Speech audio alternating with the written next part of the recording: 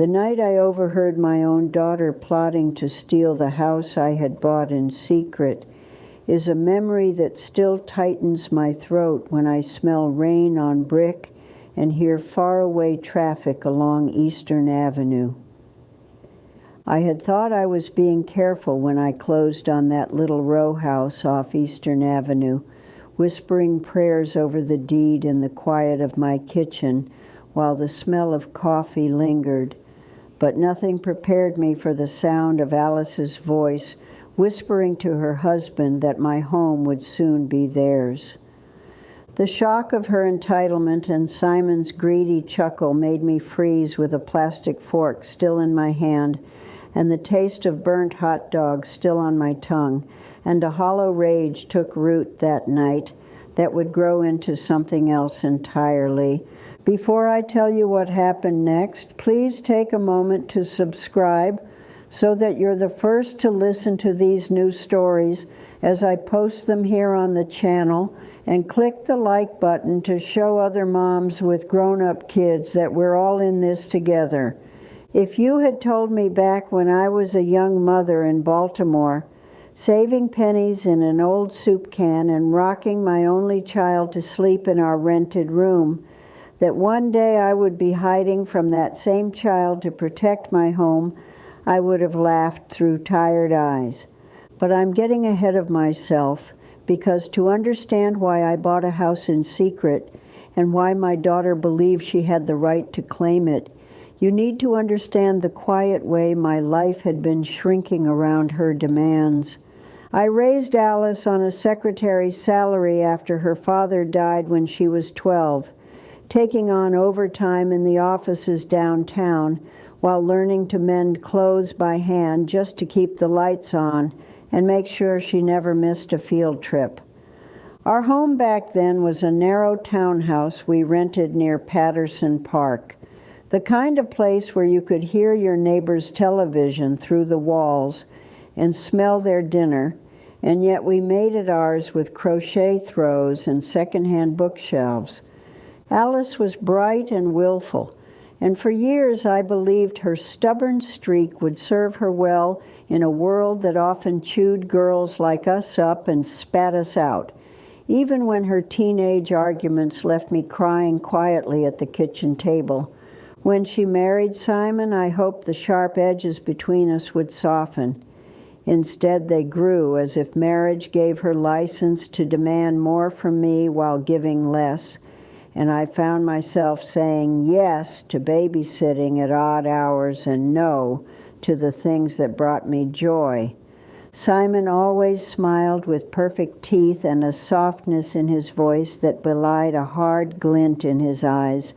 the kind that read bank statements over your shoulder at the grocery store and asked casually how much you paid for that jar of sauce.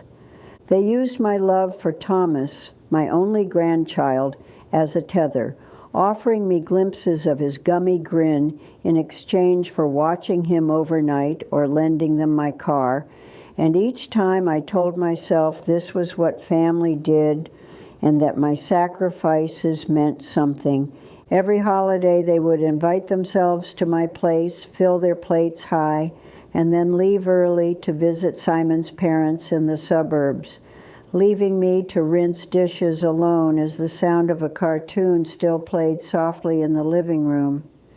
I began to notice a pattern of comments from Alice, little digs about the way I lived. Why hadn't I updated my kitchen yet? Why didn't I move closer to them? Why was I still in that neighborhood? And each one was a tiny crack in our foundation. When friends from my quilting circle joked about downsizing or moving to retirement communities, I nodded along and pretended not to hear the part of myself that wanted a space of my own that no one could invade.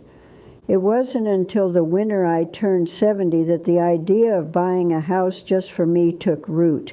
a quiet rebellion against decades of feeling like my life had been shrinking around her demands.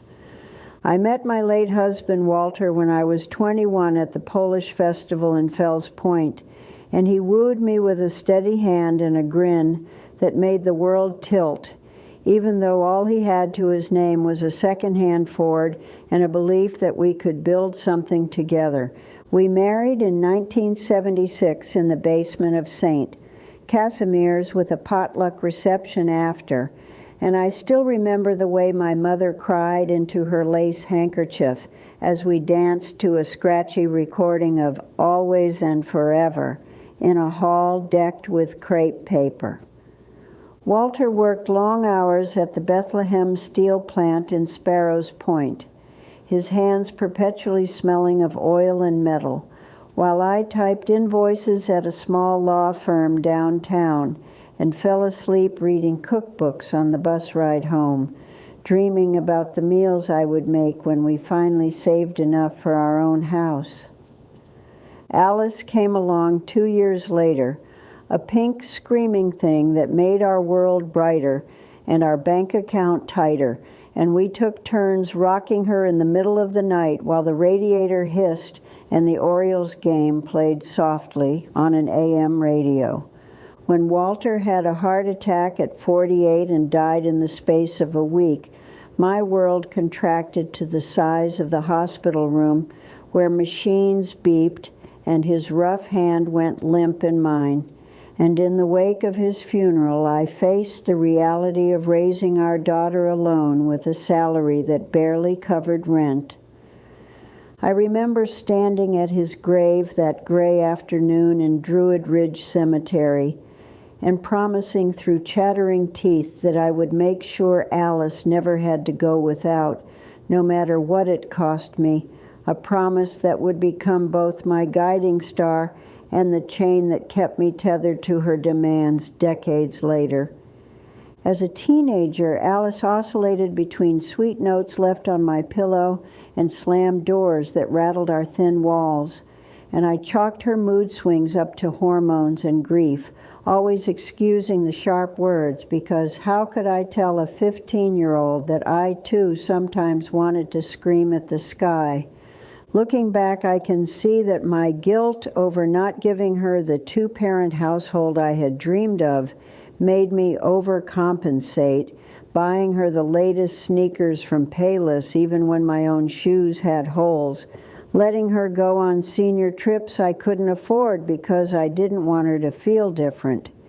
These habits hardened into patterns. By the time she was in her 20s, she knew that my default answer was yes.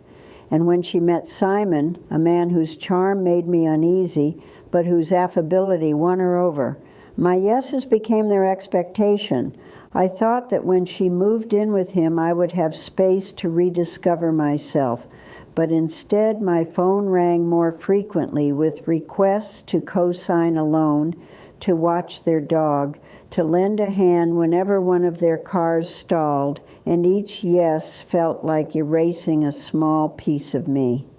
I didn't have much in the way of retirement savings, just the modest pension from my years in the city clerk's office and a small life insurance payout from my late husband.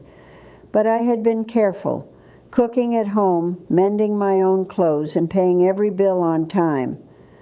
For decades, I clipped coupons from the Sunday paper and stretched ground beef with lentils, shopped at Safeway on double coupon day, and filled my pantry with store-brand beans, all so I could put a little extra in my savings account each month.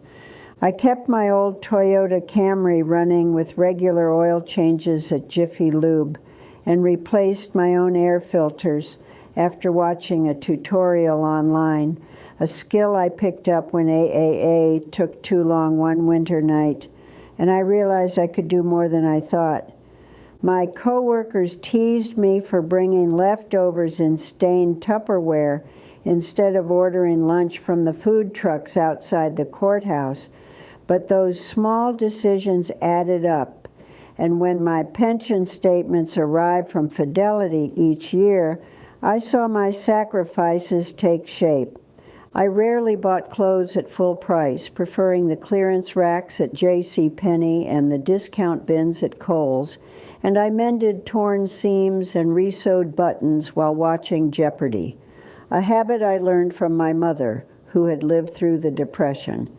The decision to look at homes started with a Sunday walk past a row of for sale signs, their plastic edges flapping in the wind like invitations, and I felt a strange pull toward a little brick row house with a sagging porch and a proud number nailed above the door. Inside, sunlight slanted across hardwood floors scarred by decades of footsteps. The kitchen smelled of lemon cleaner, and a single spider plant drooped by the sink as if waiting for someone to save it. It wasn't perfect, but it was enough to make my throat burn. I took Thomas's hand as we stood in the empty living room that day, and he whispered that it felt like a secret fort, his brown eyes wide with wonder, and for a moment I imagined us baking cookies here without his mother telling me how to stir. The realtor glanced at my gray hair and sensible shoes and hesitated when I told her I was thinking of buying alone. But when she heard that I had already been pre-approved for a mortgage, her smile widened and she handed me a packet of paperwork that felt heavier than my old sewing machine. After years of writing out rent checks to landlords who barely remembered my name, signing my name on those closing documents felt like planting a flag in the earth, like reclaiming a piece of myself that had been scattered across decades of compromise. I kept the purchase quiet because I could already hear Alice's voice telling me it was impractical, that I should just move in with them because Simon wanted to start house hunting in the county. And I knew that if she thought I had extra money, she would find a way to claim it. My neighbor and friend Betty from the quilting circle was the only person I told. And when I showed her the keys over coffee at a corner diner, she squeezed my hand and whispered that I deserved this home more than anyone would ever admit to me. I spent evenings scrubbing the banister with Clorox wipes, patching cracks with spackle I bought from the hardware store, and sitting on the bare floor with a cup of tea just listening to the house settle, each creak and sigh a promise that my story wasn't finished yet. The process of securing a mortgage as a woman in her 70s was both humbling and empowering. I sat across from a loan officer at Bank of America who blinked when I told her my age, but then congratulated me on my excellent credit score and straightforward financial history. She cautioned me about taking on debt at my stage of life, but I reminded her that the mortgage payment on a modest home would be less than the rent I had been paying for years, and she eventually smiled and said that I had clearly thought this through. The home inspection took place on a rainy Wednesday, with a man in a baseball cap crawling under the house and into the attic, calling out things like old wiring but solid bones, while I followed nervously, clutching a clipboard and imagining the stories the walls might hold. There were issues: a leaky pipe, an aging furnace, a broken step on the back porch, but nothing that intimidated me after years of patching things in rentals without a landlord's help. I negotiated the price down and set aside funds from my savings for repairs. I remember driving a rented U-Haul van to the house alone on move-in day, the cabin smelling of diesel and my hands sweating on the steering wheel, and laughing aloud when I managed to back into the narrow alley without hitting the neighbor's fence, something Simon had insisted I would never be able to do. The first night I slept there on a twin mattress on the floor with no curtains on the windows, the sounds of the city drifted in. Distant sirens, a barking dog, the rumble of a trash truck. And instead of feeling exposed, I felt free, as if the world outside was at arm's length, and I could choose when to engage with it. It wasn't meant to be a secret forever, just long enough for me to feel steady inside of it. But secrets have a way of crawling into the light when you least expect them. The night I overheard Alice and Simon plotting was a sticky summer evening, and I had agreed to come over for a barbecue despite the exhaustion that clung to me from scrubbing my new kitchen cabinets earlier that day. They laughed and drank beers in their backyard while Thomas toddled between my knees with a plastic truck,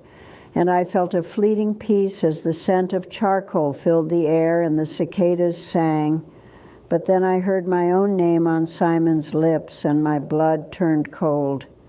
I had gone to throw a paper plate away when I heard Simon say in a low voice that our place was perfect for them, that the mortgage I was paying would be wasted on a single woman when their growing family could use the space. And Alice murmured that she would convince me to hand it over because it's the least she can do. At first I thought I had misheard, that maybe they were talking about some future home I might leave them in my will. But then Simon chuckled and asked if we should start measuring Thomas's room now, and I felt the world tilt as if the ground under my feet had shifted.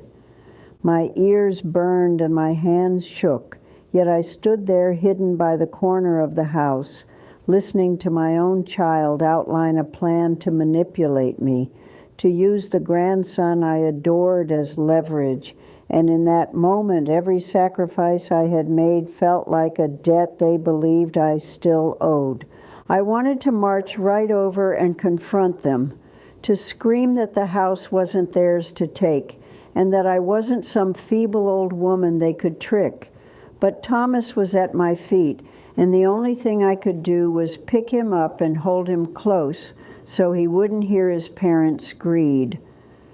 It is one thing to suspect your child doesn't respect you, and another to hear them reduce your life's work to a down payment on their comfort. And as the fireflies danced in the humid air, something in me hardened into resolve. I left their house early that night, inventing a headache, and the silence in my own car felt louder than the voices I had just heard. But as I drove past the dark outline of my new house, I promised myself that I would protect it at all costs. In that drive home, my mind raced through every memory of late-night phone calls where Alice cried about bills and begged for help, every ride I offered, every check I wrote, every moment I pressed my lips together to avoid saying something that would make her angry. And I realized that my fear of being cut off from Thomas had given them power over me. I didn't sleep much that night, staring at the ceiling and counting the cracks, wondering how long they had been planning this and what else they might have done behind my back. And I knew I needed a plan that didn't rely on their goodwill. In the days following the barbecue, I replayed the conversation again and again, hearing new inflections each time, as if my mind was slowly translating the subtext I had missed while crouched behind the garbage can with a paper plate in my hand. I remembered times when Simon had joked that my place was too much house for an old lady, and the way Alice had laughed and nudged him, and I wondered how long they had been discussing my living arrangements over takeout at their kitchen table.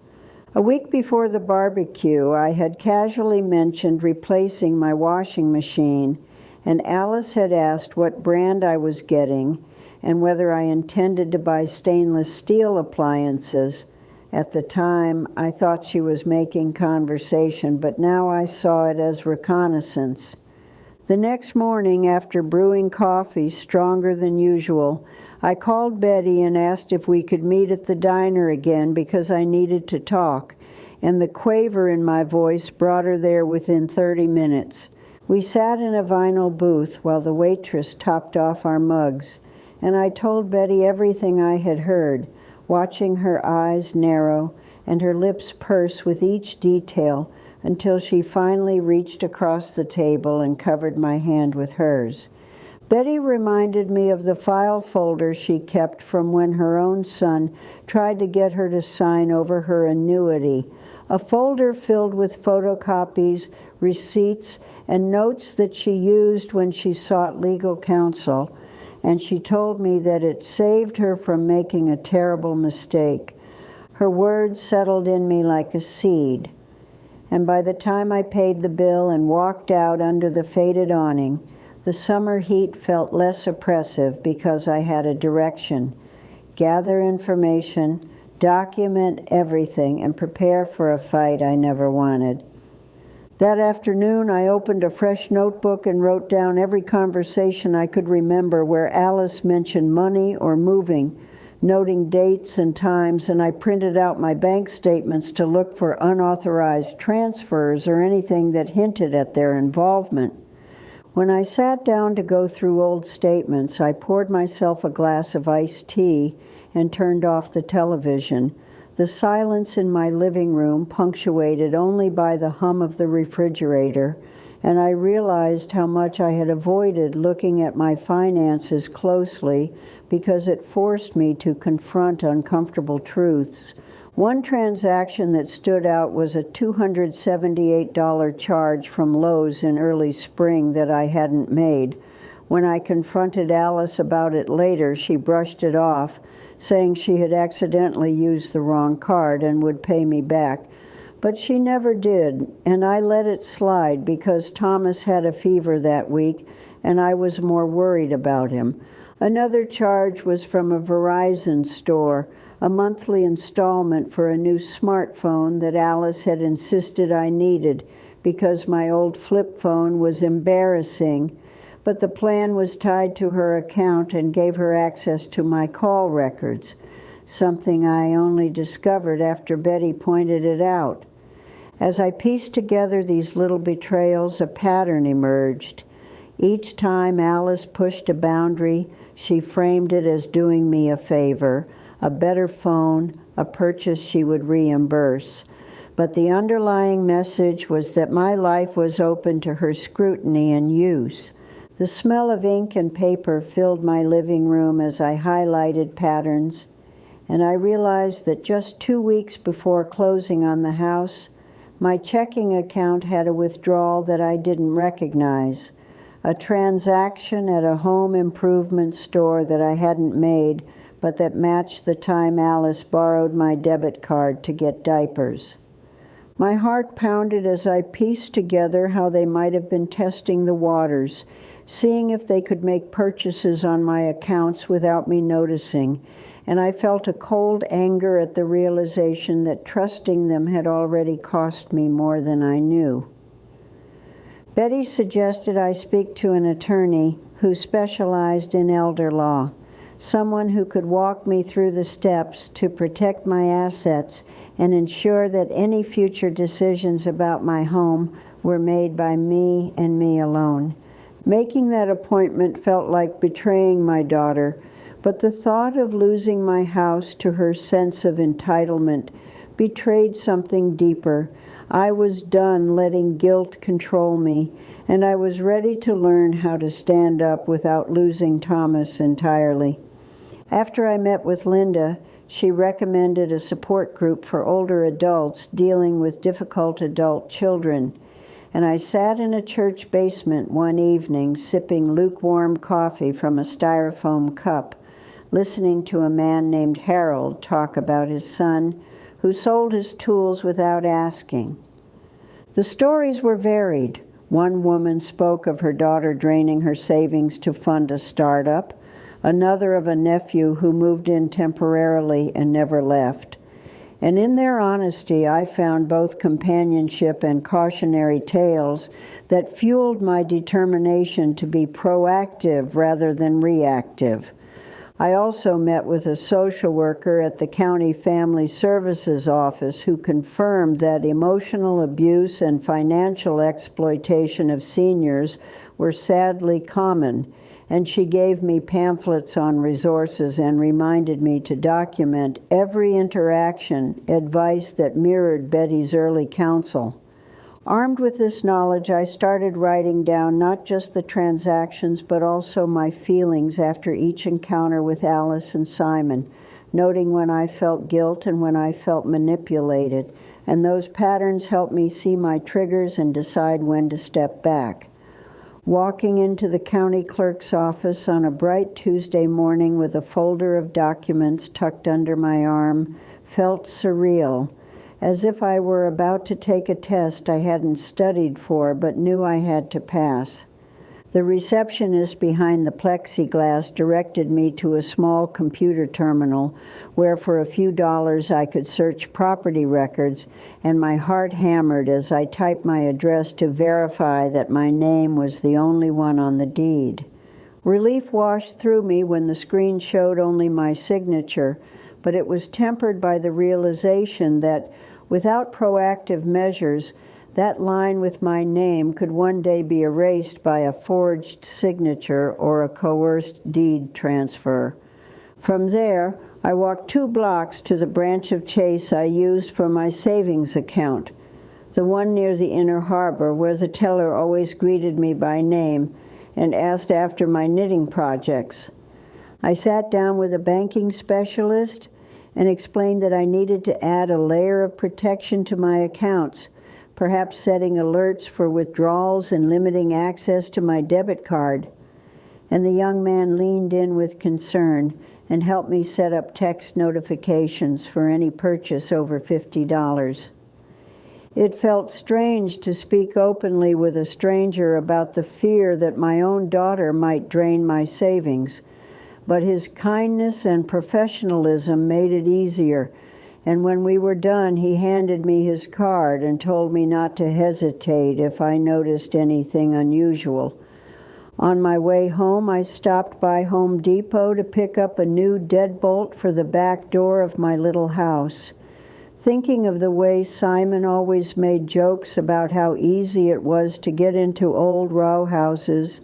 and I stood in the hardware aisle, fingers tracing the ridges of brass and steel,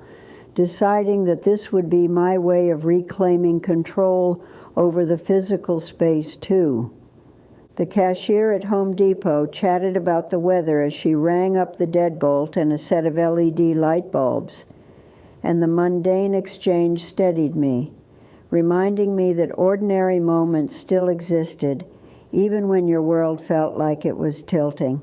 I also stopped at CVS on the way home to pick up a refill of the blood pressure medication my doctor insisted I start taking last year. And as the pharmacist slid the brown paper bag across the counter, I remembered how many times I had put off refills because I was taking Thomas to the park instead.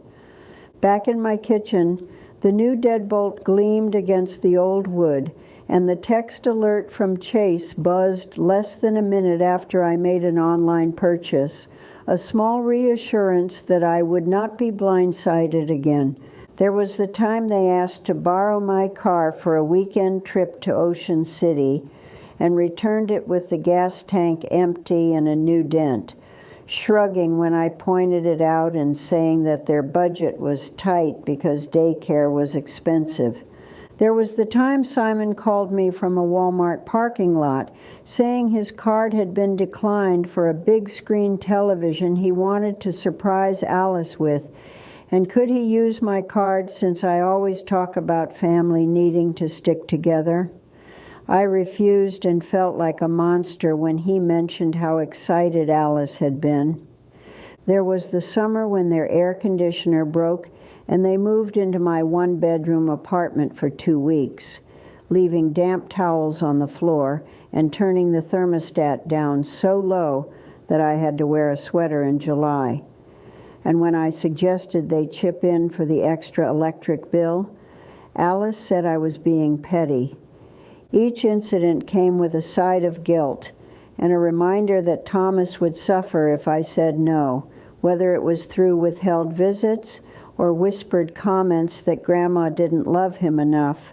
and each yes I gave them chipped away at my sense of self.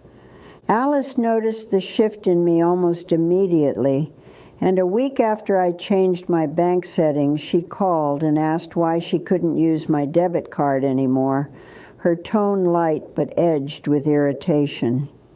I told her gently that I was tightening my finances and that I needed to keep better track of my spending, and she laughed and said, "Come on, Mom, I'm your daughter," as if biology entitled her to my bank account. When I didn't relent, she sighed dramatically and said that I was making things harder for her family, adding that Thomas was growing out of his clothes so fast and that Simon had taken on extra shifts. And guilt prickled at my chest the way it always did when she mentioned her hard life. I suggested we go through her budget together, thinking maybe there was a way to help her learn to manage her money, but she bristled and said she didn't need my advice, she needed my help, and the call ended with her telling me that Thomas missed me, but that they were too busy for visits that week. Those words landed like a blow, because for years they had dangled Thomas's company like a carrot, and the idea that my grandson would be kept from me as punishment for setting boundaries made my stomach turn. I cried that night, curling under a quilt my mother had made decades ago, feeling both like a horrible person for denying my daughter and a wise woman for finally drawing a line, and I wondered whether love required me to keep sacrificing or if it could include caring for myself. Days later, Simon stopped by unannounced with a six-pack of beer under his arm, his body language relaxed, but his eyes scanning my living room as if taking inventory, and he mentioned how lucky I was to have the new house and how big the rooms looked in the photos Alice showed him. I didn't invite him in, meeting him on the porch instead, and when he leaned against the railing and remarked offhandedly that he and Alice were thinking of expanding their family and needed more space, I smiled and told him that I hoped he found a place that made them happy, while silently tightening my fingers around the screen door. He eventually left, and I went inside shaking, realizing that my firm boundaries had provoked a new tactic, charm disguised as concern, an invitation for me to feel guilty for having more than they did. But I reminded myself that my more was a result of decades of discipline and not a gift they were entitled to. Later that week, while I was flipping through channels and absent-mindedly mending a tear in my favorite cardigan, I landed on a video from Grace's Stories, a channel I occasionally watched for comfort, and the narrator spoke about a mother who reclaimed her life after her children took advantage of her kindness. Her words resonated so deeply that I found myself pausing, tea in hand, as she described standing up for herself not out of spite, but out of a recognition that she still deserved happiness, and I felt seen in a way I hadn't in months, which is partly why I decided to share my story now. The story I watched on Grace's Stories was about a woman named Marlene who discovered that her adult children had taken out credit cards in her name, and as she recounted the moment she realized the debt she was on the hook for, I felt my stomach clench in empathy. Marlene spoke of feeling like a bad mother for holding her kids accountable, and of finally understanding that love doesn't mean laying down like a doormat. And I saw my own face reflected in the screen, eyes swollen from crying but jaw set with determination. The comment section was full of people praising her bravery and sharing their own experiences, and as I scrolled, tears dripping onto my lap, I realized that telling my story someday might help another woman feel less alone in her pain and less guilty about protecting herself. 2 days later, I met with the attorney Betty recommended, a woman named Linda whose office smelled faintly of lemon oil and whose walls were lined with diplomas and photos of her rescue dogs. I told Linda about my new house, my daughter, the conversation I overheard, and the unauthorized transactions, and I watched her scribble notes in a neat hand, her eyes occasionally flicking up to meet mine with steady empathy. She explained that there were legal instruments I could use to protect myself, such as a living trust and a durable power of attorney that designated someone I actually trusted to make decisions if I were incapacitated. She also explained that once a property is placed in an irrevocable trust with clear terms, no one can coerce the owner to change it without going through the courts. The idea of placing my house into a trust both unnerved and relieved me, because it meant formally acknowledging that my own child might try to take advantage of me, but it also meant that I could rest easier knowing that I had preemptively closed off the easiest path to exploitation. We drafted documents that name me as the trustee and beneficiary for as long as I lived, and named a local women's shelter as the beneficiary upon my death, a decision that felt both like a loving act and a sharp rebuke to the greed I had overheard, and I signed them with a hand that trembled only slightly. Linda's law office was in a converted row house with high ceilings and a skylight that cast sunbeams across a Persian rug.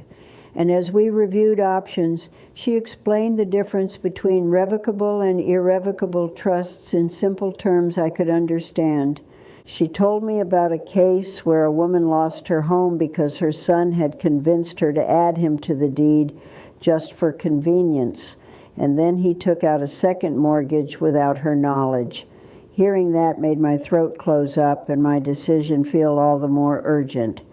We discussed naming Betty as my health care proxy and durable power of attorney, since I trusted her more than my own daughter to respect my wishes. And though it pained me to admit that, I felt relief wash through me as we signed the documents. I also called my insurance agent at State Farm to make sure my homeowner's policy reflected the change in ownership structure. And the agent on the phone was kind, asking about my day and joking that at least someone was making a plan that didn't involve a TikTok dance. Linda also suggested we prepare a letter notifying Alice and Simon that any future conversations about my home would be welcome only through my attorney, which would put a formal barrier between us and shift the dynamic from guilt-laden phone calls to clear professional boundaries. As I left the law office, the midday sun made the pavement shimmer, and I thought about how many times I had stood on similar sidewalks feeling powerless. This time I was walking toward the next part of my life with my shoulders squared and my steps steady. Before choosing the women's shelter as my beneficiary, I visited it on a cool October morning, bringing a basket of toiletries and boxes of pasta as a donation, and the director gave me a tour of the small rooms where mothers and children stayed while rebuilding their lives. I saw drawings taped to walls, neatly made bunk beds, and a communal kitchen where a woman stirred a pot of soup while humming, and I thought about how easily any of us could end up there with one wrong relationship or one tragedy, and how a house like mine could be a refuge. Leaving that shelter, I felt a mixture of sorrow and pride. Sorrow that such places were needed, and pride that my house would one day be more than just bricks, but a stepping stone for women who had been told they were worth less than someone else's comfort. I rewarded myself with a stop at the Safeway down the street, picking up a rotisserie chicken and a bag of frozen peas, and when the cashier asked if I had any coupons, I smiled and said no, feeling oddly light despite the thick envelope of legal documents in my purse. Back home, I spread the trust papers out on my dining table, smoothing the edges with my palm as if they were delicate fabric, and then I tucked them into a fireproof lockbox I had bought years ago from Lowe's after watching a news story about apartment fires. I slept soundly that night for the first time in weeks. The hum of the window unit and the slight creak of the new deadbolt settling into place, reminding me that sometimes security comes from actions you choose rather than from the approval of others. As autumn deepened, I accepted an invitation to attend a pottery class through the senior center, and my hands, which had typed for decades and folded laundry, now pressed into clay, shaping bowls and mugs with the help of a patient instructor. The earthy smell of wet clay and the hum of the pottery wheel were soothing, and I laughed more in those sessions than I had in years, swapping stories with a woman named Gloria, who had recently retired from teaching and who, over coffee afterwards at Panera Bread, shared that her daughter also took advantage of her kindness. I also renewed my AARP membership, flipping through the glossy magazine and finding articles on second acts and late-in-life entrepreneurship, and I wondered if I could start selling my quilts at the farmer's market for fun now that I had time. To stretch my budget a little further, and because I enjoyed the independence, I switched my cell service to Consumer Cellular, a company I had seen advertised in AARP newsletters, and the process was surprisingly easy and cost me less than my previous plan with Verizon, leaving me with more money for little luxuries like fresh flowers for my table. I got my flu shot at Walgreens, chatted with the pharmacist about the upcoming holidays, and picked up a bag of Land O'Lakes butter for baking cookies with Thomas, feeling a sense of gratitude for simple rituals that had nothing to do with conflict. With the trust in place and the bank alerts humming along, I felt a sense of agency I hadn't felt in years, and this newfound confidence seeped into other areas of my life in ways I didn't anticipate. I started saying no more often, not out of spite, but out of recognition that I didn't have to be on call for every errand Alice needed. When she asked me to watch Thomas overnight so she could attend a friend's birthday,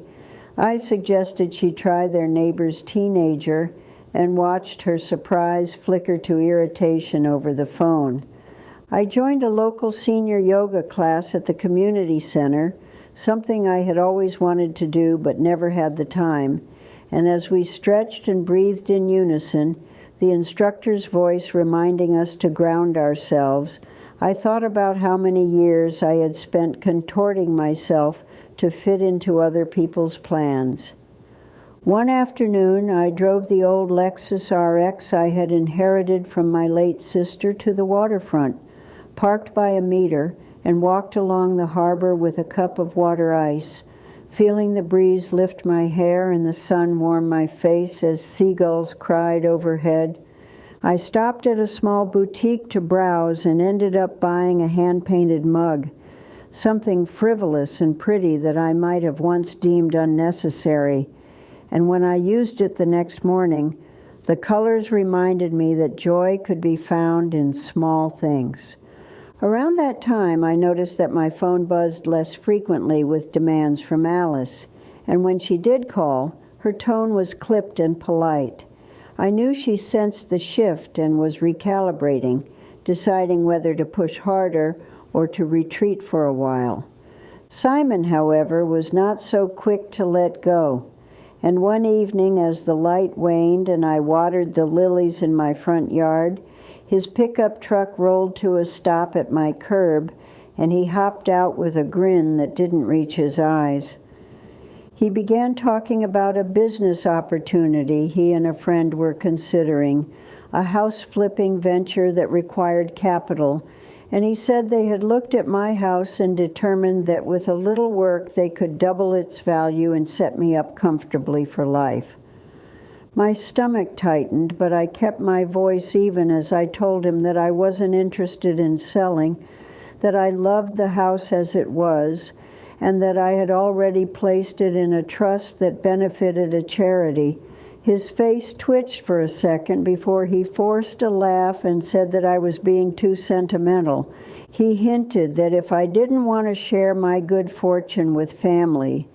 then maybe family wouldn't be so inclined to share their time with me.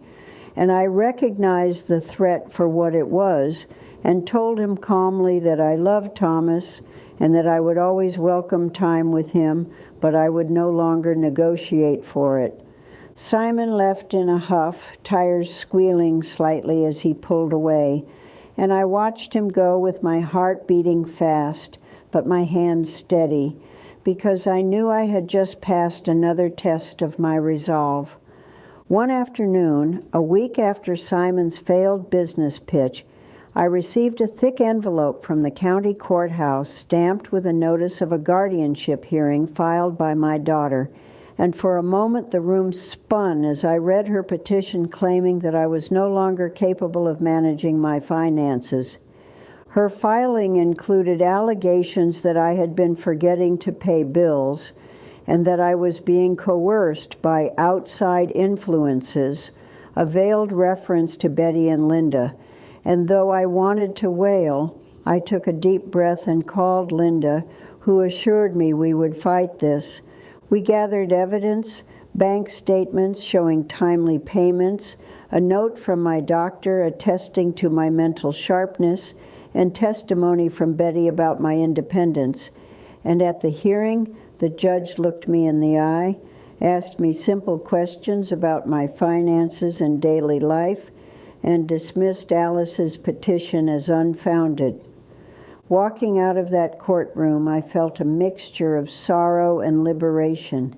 Sorrow that my own daughter had attempted to declare me incompetent in order to gain control of my assets, and liberation because the legal system had affirmed what I knew, that I was not the fragile woman she wanted me to be. My firmness triggered a backlash I hadn't fully anticipated, and the following weeks were a study in emotional whiplash as Alice cycled through rage, silence, and unexpected tenderness. During that turbulent time, my cousin Janet from Ohio called out of the blue, saying she had heard from Alice that I was losing my mind and needed someone to help manage my property. And as I explained the truth to her, I realized how far my daughter had been willing to go to justify her actions.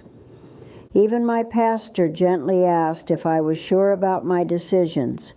noting that family disputes are complicated, and though his question stung, it gave me an opportunity to articulate my reasoning aloud, reinforcing my conviction. At one point, I discovered that a neighbor had been approached by Simon and asked whether she thought I was slipping, and her indignant refusal to participate warmed me. She later came over with a pie and said that some people have no shame. First, she called sobbing, saying that Simon's parents had offered them money for a down payment, but only if they cut ties with me because they didn't want their son to be distracted by his meddling mother-in-law, and she begged me to talk to them for her as if I could change their minds. I reminded her that she was a grown woman and that she and Simon needed to stand on their own, and she hung up on me, leaving a voicemail later that said she didn't know how I could be so cold when I had always been the one who preached about family. A few days later, she showed up at my door with Thomas on her hip, tears streaking her face, and she apologized, saying she missed me and that Simon had been pressuring her, and for a moment my heart softened as I held my grandson and smelled the familiar combination of baby shampoo and cereal.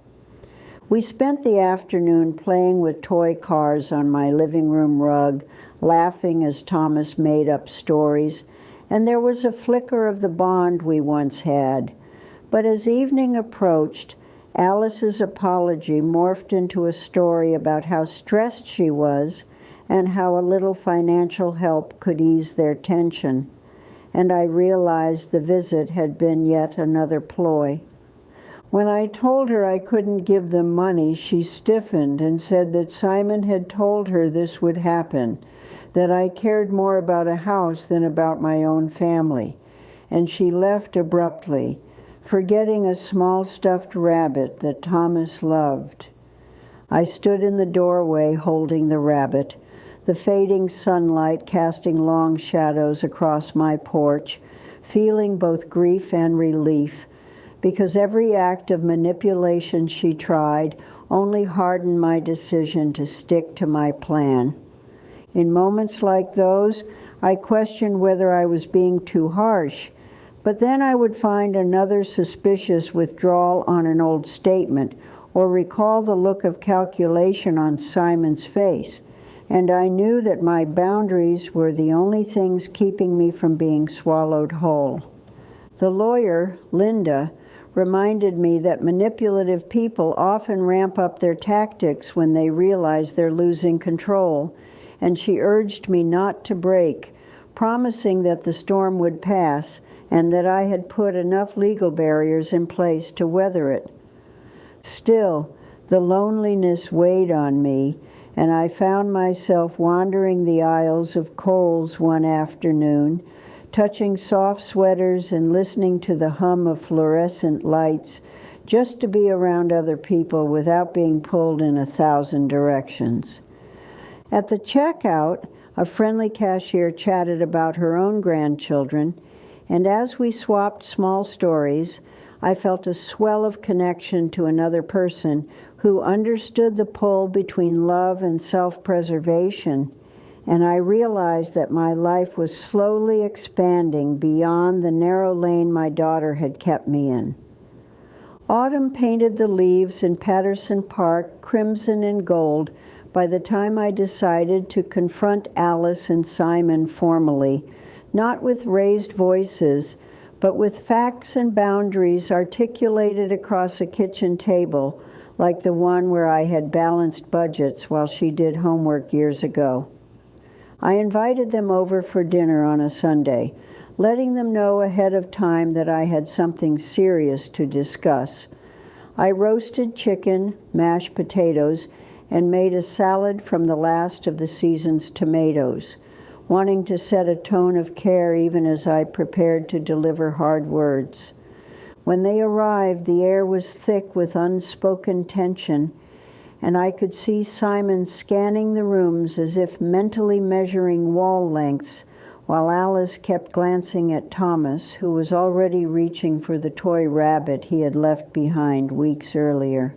We ate in near silence at first, the clink of forks against plates louder than usual, until I set down my knife and told them I needed them to hear me without interrupting, a phrase I had practiced in the mirror to keep my voice steady. I told them that I loved them, that I cherished Thomas, but that I had overheard their conversation at the barbecue, and that their assumption that my home was theirs to claim had wounded me deeply and forced me to take protective measures. I explained that I had placed my house in an irrevocable trust benefiting a women's shelter after my death, and that I had updated my will to reflect the same, and that any attempts to coerce me into changing these documents would be futile because legal counsel was involved. Alice's mouth fell open and then snapped shut as her eyes widened, while Simon's face went red, his jaw clenching as he sputtered that I was being dramatic and ungrateful for their concern, and I could see the moment they realized the house they coveted was out of reach. He accused me of choosing strangers over my family, and I responded that the charity I had chosen served mothers and children who had nowhere to go, women who had been tossed aside by those who were supposed to love them,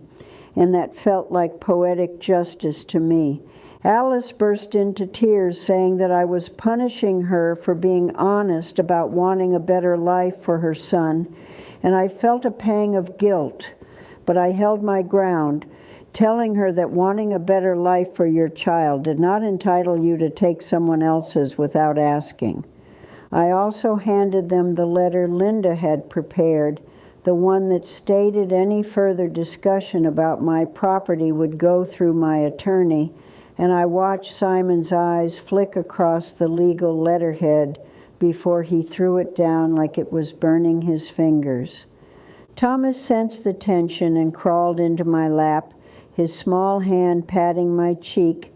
and in that moment I knew that whatever fallout came from this confrontation, I had protected him from growing up in a family dynamic where love was used as currency. They left shortly after, Simon refusing to take leftovers home, and the slam of my front door echoed through the house, but the emptiness that followed felt like clean air after a storm rather than the suffocating fog I had lived in before. In the weeks after the confrontation, there was a chilly silence from Alice that settled like frost over my phone, broken only by perfunctory texts about Thomas's preschool schedule or the occasional photo of him with paint-splattered hands. At first, I mourned the loss of our daily conversations, flawed as they were, because habit is a powerful thing. I would catch myself reaching for my phone to check in before remembering that there was nothing to check in on. Slowly, the space she left was filled with other voices. Betty inviting me to a quilting marathon for charity. The yoga instructor asking if I wanted to volunteer at the front desk on Thursdays. And my pastor mentioning a need for someone to organize the church's annual holiday food drive. I said yes to these invitations, not because I needed to prove I was busy, but because the idea of building a life that was mine alone, not defined by whether my daughter was pleased with me, felt like a warm quilt being pulled over cold shoulders. On Sundays, I often found myself sitting on the front steps of my house with a cup of tea, watching neighbors walk their dogs and children ride bikes, and sometimes Thomas would be among them, running ahead of Alice while she stood at the gate and offered a tentative wave. We established a new rhythm where he would come over for a few hours on Saturday afternoons, our time together filled with cookie baking, Lego building, and quiet stories. And while Alice rarely crossed my threshold, the bitterness in her eyes faded to something more resigned.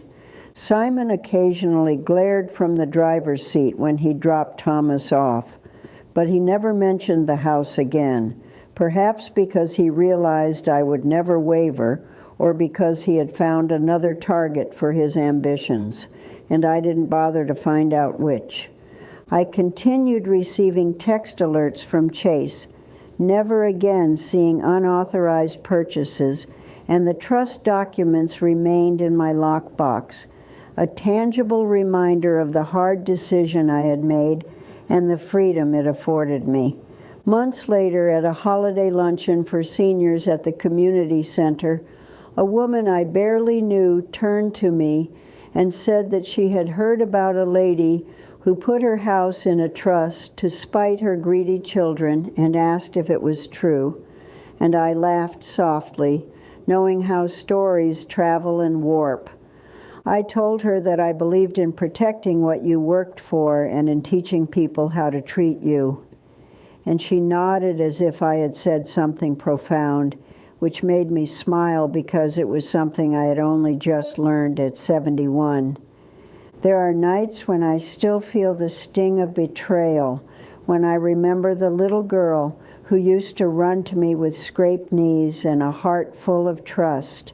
and I grieve the ways our paths diverged, but then I feel the solid weight of my house key in my pocket and the knowledge that my life is my own.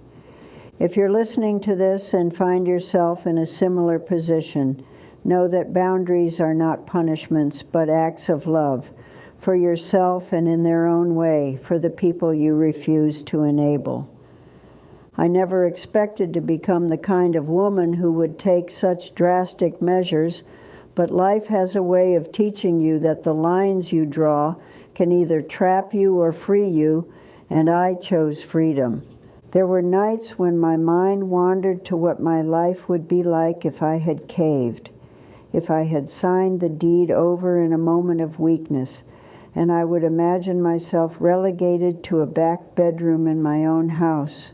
my world shrinking to the size of 4 walls as I waited for permission to see my grandson. In those imaginings, I saw Alice telling me when I could cook in my own kitchen, Simon scoffing at my habits, and Thomas learning that love was a commodity to be traded for square footage,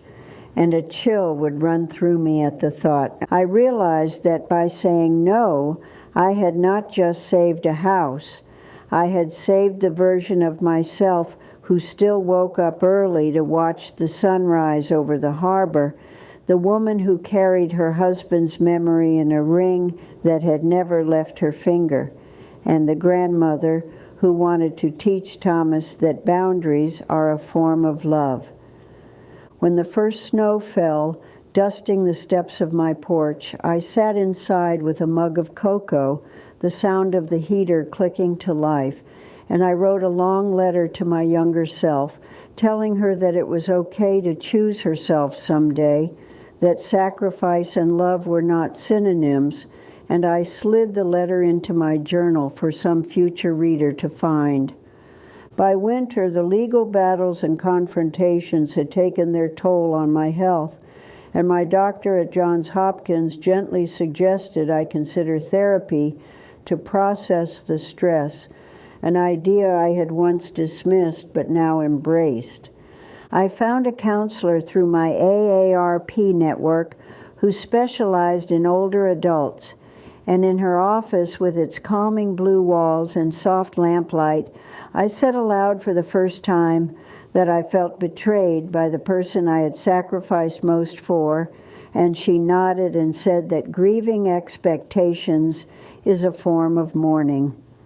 Therapy gave me tools to navigate my emotions, including the realization that anger can be a protective boundary rather than a destructive force, and with each session the knot in my chest loosened. As spring approached, I planted herbs in old coffee cans on my porch, basil, mint, rosemary, and the smell of fresh leaves each morning reminded me that new growth can emerge after a harsh season, and I smiled when Thomas eagerly watered them on his visits. I volunteered at the women's shelter to cook dinner once a month, chopping onions with ladies half my age and laughing as kids chased each other between tables, feeling the hum of a community stitched together by resilience. At a craft fair, I sold my first quilt, a patchwork of blues and yellows stitched in the evenings when my mind needed calming, to a young mother who said it reminded her of her grandmother's house, and tears pricked my eyes at the thought of my handiwork warming someone else. I learned to use Zoom to join virtual book club meetings when weather kept me home, chuckling at the irony that I had once resisted the smartphone my daughter pushed on me and now embraced technology on my own terms. Sometimes I think about the small luxuries I had deferred, vacations I never took, dinners I never ate at restaurants like Olive Garden, because I believed saving would make my daughter's life easier, and now I allow myself the occasional treat, like a matinee movie at AMC and a buttery popcorn, simply because I want to. I have started writing letters to Thomas to be given to him when he's older, telling him about his grandfather's jokes, about the way his mother used to make paper airplanes with me, and about the importance of kindness balanced with self-respect. In those letters, I include recipes for my pecan pie and my mother's chicken and dumplings, and as I write them, the smell of Land O'Lakes butter melting in a pan fills my kitchen, tying past and future together. Thank you for letting me share my story. And please tell me in the comments what you would have done in my shoes and where you're listening from. because stories like ours are more common than you might think, and together we can learn how to reclaim our dignity, one hard-won boundary at a time. Betty and I had met years ago in the basement of a church during a quilting workshop, our hands busy with fabric while we traded stories of raising children in row houses and stretching casseroles to feed a crowd. She had a laugh like wind chimes and a stubborn streak that matched mine, and in the months after the barbecue she became my sounding board, dropping by with fresh-baked banana bread and sitting at my kitchen table for hours as we dissected each twist of my family's drama. We planned small joys together, like visiting the craft fair at the convention center and taking advantage of senior discounts at Dunkin' Donuts on Tuesdays. And her presence reminded me that chosen family can sometimes be more nourishing than blood. Betty once confessed that her own daughter barely called anymore, and that she too wrestled with guilt and anger. And we both sighed at how motherhood seems to come with an invisible ledger of debt some children never stop trying to collect. My church became both a refuge and a challenge during this season. The sermons on forgiveness and grace felt like balm some Sundays, and like salt in a wound on others, especially when parishioners nodded vigorously at verses about honoring your parents while ignoring the verses about justice. One Sunday, after service, I lingered by the coffee urn, listening to Sister Lorraine chatter about her grandchildren, when Pastor James approached me, his brow furrowed, and asked how I was holding up, and I surprised myself by answering honestly instead of giving the habitual fine. We ended up sitting in his office, the smell of old books and pine sol hanging in the air, and he listened as I poured out my story, nodding thoughtfully before reminding me that setting boundaries is not a sin, and that even Jesus walked away from some situations to pray alone. As the seasons turned, I found myself noticing small details in my house that grounded me. The way sunlight filtered through the lace curtains in the morning, casting patterns on the dining table, the groan of the radiator as it warmed up, the faint smell of old oak when I opened the hall closet. I spent an afternoon sanding and repainting the back porch. The smell of paint thinner sharp in the air, and the bristles of the brush stiff under my fingers, and each stroke felt like erasing the fingerprints of people who had once taken my generosity for granted. One rainy Saturday, I sorted through old photographs from my marriage, pictures of Walter in his grease-stained work shirt holding baby Alice on his lap, and I let myself cry over the life I had lost and the daughter I still longed to understand. A few weeks after the guardianship hearing, Simon showed up with a realtor,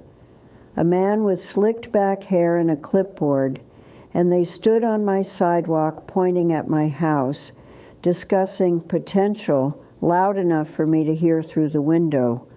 I opened the door and stepped onto the porch, arms crossed, and the realtor introduced himself as if I had requested his presence, handing me a glossy flyer and saying the market was hot and I could make a killing. I handed the flyer back and said the house wasn't for sale and never would be. Simon muttered something about me wasting an opportunity,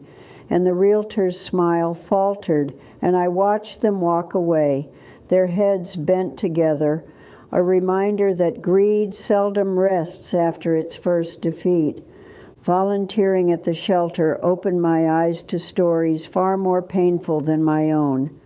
One young mother named Kayla told me how she fled in the middle of the night with her infant when her boyfriend smashed her phone, and her strength humbled me. During a holiday dinner service, I met a woman my age named Clara who had given up her house to her daughter and was now sleeping on her sister's couch. We looked at each other with a recognition that transcended words, and we hugged as if we had known each other for years. Thomas flourished amid the new boundaries. Without the tension of his parents hovering, he seemed freer when he was with me, building elaborate Lego towers and telling me stories about dragons and firefighters that had nothing to do with grown-up drama. We started a Sunday morning tradition of making pancakes together, him standing on a stool by the stove while I supervised, and he loved cracking the eggs into the bowl and whisking the batter until his little arm tired, his laughter filling the kitchen. One afternoon he asked me why Mommy was mad, and I chose my words carefully, telling him that sometimes grown-ups need space to figure out their feelings, but that I loved him and would always be there for him, and he hugged me fiercely in response. As I wrote letters to Thomas, I also wrote to Alice, letters I may never send, detailing the ways I had loved her, the nights I stayed up sewing costumes, the times I skipped meals so she could eat more, the weddings I couldn't afford to attend because I was paying for her textbooks, and I tucked those letters into a box labeled Someday. I found an old cassette tape of Walter singing to a baby Alice, his voice off-key but warm, and I dug out my dusty boombox, sitting on the floor with tears streaming down my cheeks as his voice filled my living room again. There were days when the weight of everything hit me anew. In the aisle at Michael's, when I saw a mother and daughter picking out ribbon together, or in the produce section at Giant when an elderly woman called her son to ask about avocados, and I would breathe through the ache, reminding myself that grief and gratitude can coexist. After the dust settled, I scheduled a meeting with a financial planner from Edward Jones, not because I had a fortune to manage, but because I wanted to ensure that my modest assets would sustain me, and the planner commended me for thinking ahead and recommended an annuity that provided a steady monthly income. I updated my beneficiary designations on my Fidelity retirement accounts to match the trust's terms, a task I had avoided for years because paperwork intimidated me, and I felt empowered when I saw the confirmation emails come through. I also joined a book club at the Enoch Pratt Free Library, and our discussions of stories about resilience and redemption filled something in me that had been hungry for years. One afternoon, after we discussed The Bookwoman of Troublesome Creek, I shared a bit of my story, and the women around the table nodded and offered hugs. Baltimore itself held me in ways I hadn't appreciated before. The smell of Old Bay drifting from crab shacks, the row houses painted in bright colors, the hum of the light rail, and the way neighbors greeted each other on stoops made me feel part of a living tapestry. Each morning I walked around Patterson Park, past the duck pond and the pagoda, my sneakers crunching over fallen leaves or gliding over packed snow, and I would nod to other regulars, taking comfort in the familiarity of their faces and the constancy of the seasons. One chilly evening, I sat in my living room, knitting a scarf for Thomas while watching a Ravens game. The crowds roar through my television, and the warmth of the yarn in my hands giving me a sense of belonging to something bigger than my family drama. At Costco one day, while buying a bulk pack of toilet paper and a rotisserie chicken, I ran into an old coworker who asked about Alice, and I weighed how much to share before simply saying that we were working on redefining our relationship, and she nodded knowingly, her cart piled high with Kirkland products. My credit union, SECU, offered free financial education seminars, and I sat through one about budgeting and retirement, scribbling notes about fixed income and discretionary spending, grateful for the resources that had once seemed unnecessary. I renewed my home warranty through American Home Shield, not because I expected major repairs, but because the peace of mind it offered was worth the annual premium. And when the representative asked if anyone lived with me, I answered no with a sense of pride rather than loneliness. When the guardianship hearing began, the courtroom felt both solemn and intimate, with a handful of strangers in pew-like benches and a judge whose reading glasses perched at the end of her nose. She listened patiently as Linda presented evidence, occasionally glancing at me with a softness that made me feel seen. Alice took the stand and recited lines about my forgetfulness, her voice trembling in a way that might have moved me if I hadn't known the script had been rehearsed. And when it was my turn, I spoke clearly, listing the medications I took, the bills I paid, and the names of my quilting friends who checked on me. The judge asked me to spell my grandchild's name and to state the date of my last doctor's appointment, questions designed to gauge my cognition. And when I answered without hesitation, she smiled slightly and wrote something on her legal pad. Outside the courthouse, television reporters milled about waiting for another case, and I marveled at how mundane my family's crisis seemed to the world at large, a footnote in a docket full of human dramas.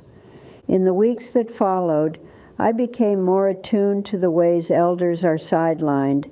I read articles shared by AARP about financial exploitation, attended a city council meeting where seniors spoke about being scammed by contractors, and I signed up for a volunteer program that pairs retirees with law students to advocate for policy changes. At one advocacy meeting held in a room at the local YWCA, I met Maria, a retired nurse whose son had emptied her savings account, and we bonded over our shared disbelief and our determination to fight back, exchanging phone numbers and promising to stay in touch. These activism efforts didn't erase the ache in my chest, but they redirected it into something constructive, and I felt a flicker of purpose I hadn't felt since I left my job at the clerk's office. Meanwhile, I continued to care for my house with pride. I replaced the old furnace with a new energy-efficient model from Trane, scheduling the installation through Home Depot's service desk. And when the technician asked if my son would be home to help, I said no, my daughter lived elsewhere, and watched him recalibrate his assumptions. I installed a Ring doorbell, the kind I had seen advertised on television, connecting it to my Wi-Fi after a 30-minute phone call with a patient support representative from Amazon, and I loved being able to see who came to my door, no matter where I was in the house. My car needed new tires, so I went to Discount Tire and listened as the attendant explained the difference between all-season and performance treads. I chose the practical option, paid with my Wells Fargo Visa, and sat in the waiting room crocheting a baby blanket for the women's shelter. On a crisp Saturday morning, Betty and I took a day trip to Annapolis, treating ourselves to crab cakes at a dockside restaurant and walking along the brick streets arm in arm, feeling like girls again, laughing at college students riding scooters. We stopped at a Target on the way home because I wanted to buy new curtains, and we spent an hour comparing patterns and colors, debating between subtle florals and bold stripes, a simple pleasure that felt decadent after months of heavy conversations. I started ordering my vitamins through Amazon's subscription service, a convenience Alice had once mocked as unnecessary, and each Prime delivery felt like a small act of defiance and autonomy. One afternoon, my old Camry broke down at a red light, and I used my AAA membership to call for a tow. The driver arrived within 30 minutes, chatted about his daughter's upcoming wedding, and dropped me at Jiffy Lube, where a mechanic I had known for years replaced a worn belt and refused to overcharge me. I called GEICO to ask about lowering my car insurance premiums now that I was driving fewer miles, and the representative adjusted my policy and wished me a good day, a courtesy I realized I hadn't extended to myself in a long time. At the suggestion of my therapist, I wrote a forgiveness letter to Alice, acknowledging her pain and my own, without sending it. The act of putting pen to paper released some of the bitterness that had clung to me like a wool sweater in summer. I also wrote a letter to Simon, not to excuse his greed, but to free myself from the grip of his resentment, telling him that I hoped he could learn to find contentment without taking from others. I tucked that letter into the same box as the others.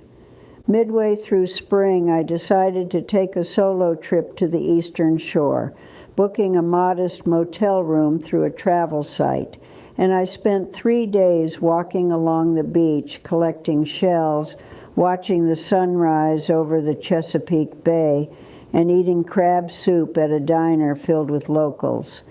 On the drive home, with the radio playing Motown classics, I felt a lightness I hadn't felt since before Walter died, a sense that I could create new memories that didn't involve sacrifice or betrayal.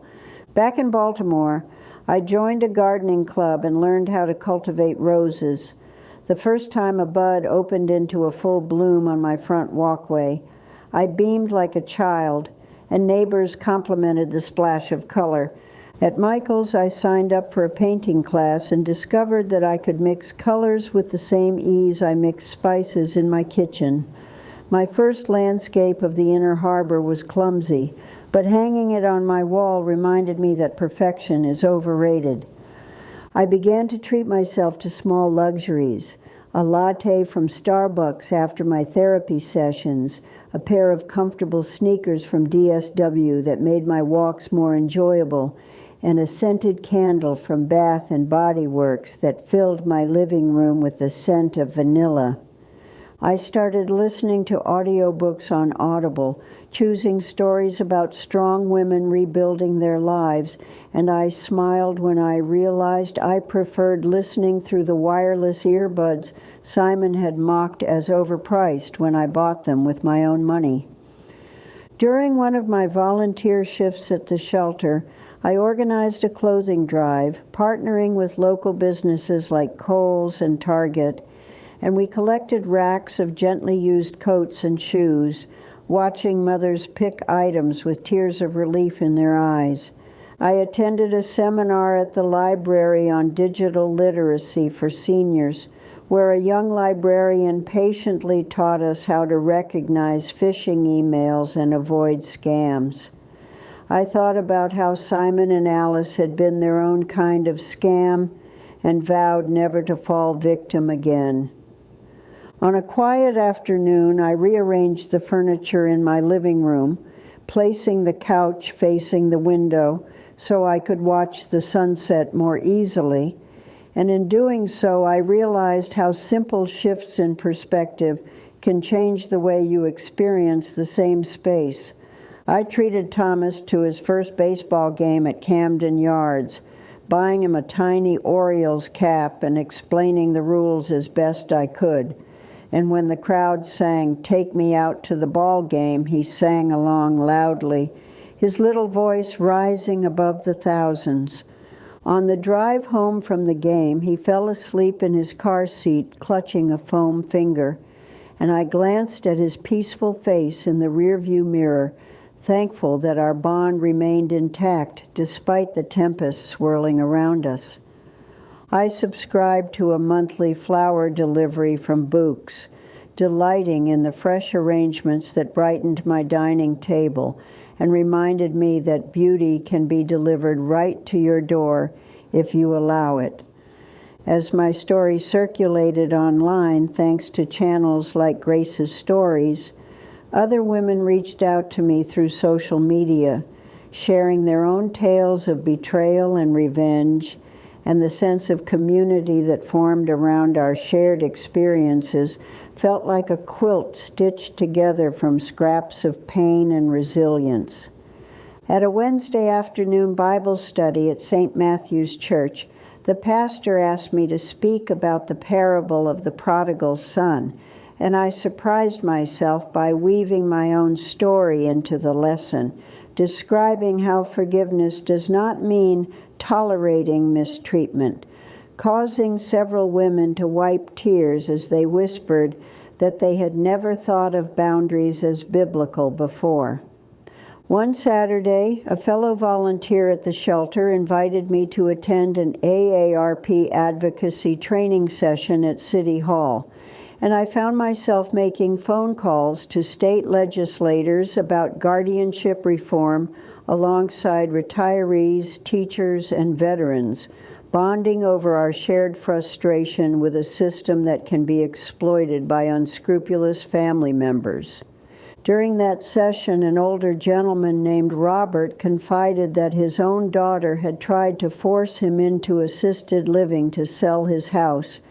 and as we traded stories, I felt a surge of solidarity and anger that fueled my determination to fight not just for myself, but for others like us. A week later, an unexpected letter arrived from Simon's lawyer threatening to challenge the trust on a technicality, and my heart raced as I called my attorney, who reassured me that their case was weak, but warned that we needed to be vigilant, reopening the drama just when I thought it had settled. I decided to turn that anxiety into action by drafting an op-ed for the Baltimore Sun, explaining the loopholes that allow adult children to manipulate aging parents. And the editor not only published it, but asked me to write a monthly column, a new role that both excited and frightened me. When the first column went live, strangers recognized me at the Safeway on York Road and thanked me for speaking out. And I realized that my once hidden shame had become a beacon for others, a transformation that made me stand a little taller as I pushed my cart down the baking aisle. At a neighborhood block party I hosted in my backyard, I set out folding tables loaded with homemade crab dip and cornbread, and I invited elderly neighbors and young families alike, weaving conversations about estate planning into the laughter of children chasing fireflies, planting seeds of awareness without lecturing. I received an invitation to travel to Washington, D.C. to testify before a congressional panel on elder abuse, and on the bus ride there I rehearsed my testimony while watching the monuments flash by, feeling the weight of history and the hope that my words might help shape a better future. Meanwhile, my friendship with Robert deepened.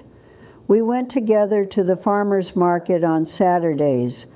arguing over the best way to cook collard greens and laughing when a vendor assumed we were a married couple, leaving the question of companionship tantalizingly open between us. On the day I visited Walter's grave for the first time in months, I brought him a bouquet from my subscription and read aloud a letter describing all that had happened. And as the wind rustled the grass, I felt as if he were listening, his approval whispering through the trees. I began filming short videos about senior empowerment for a social media platform my neighbor's grandson helped me download, and although my first attempts were awkward and filled with unintentional camera angles of my forehead, the comments section soon filled with hearts and supportive messages that energized me. One evening, my sister Marion called from Florida, voice trembling, to tell me that her own son was pressuring her to take out a reverse mortgage, and I promised to fly down the following week to help her review her finances, realizing that the cycle of manipulation was wide and needed breaking at every branch. During my visit, we laughed about childhood memories and cried about our children's entitlement, and I helped Marion set up a living trust similar to mine, feeling both protective and weary of how many times our generational wealth had been threatened. Back in Baltimore, I received an anonymous tip through my column's email address that Simon had been seen meeting with a disbarred attorney known for elder exploitation, a thread that prickled at my skin and made me wonder what new scheme they were planning, keeping the tension alive. At the same time, I started attending a memoir writing workshop at the library, where the instructor encouraged us to think of our lives as novels with multiple chapters, and I realized that while the conflict with Alice and Simon was a major arc, it was not my entire story. My relationship with Thomas blossomed as we began a weekly ritual of baking cookies together on Sunday afternoons, and he proudly told me that when he grew up, he wanted to be as kind as Grandma June, a declaration that both warmed my heart and strengthened my resolve to model resilience and integrity. One day after our baking session, Thomas innocently asked why Mommy and Daddy didn't come over anymore, and I told him gently that sometimes grown-ups make mistakes that hurt people and need time to learn, leaving the question hanging in the air like the smell of warm chocolate chips. As summer approached, I started planning a road trip to the Smoky Mountains with Betty and Robert, mapping out scenic routes and bed and breakfasts, eager to see new vistas and breathe mountain air. But in the back of my mind, I couldn't shake the feeling that Alice and Simon were not done trying to intrude on my peace.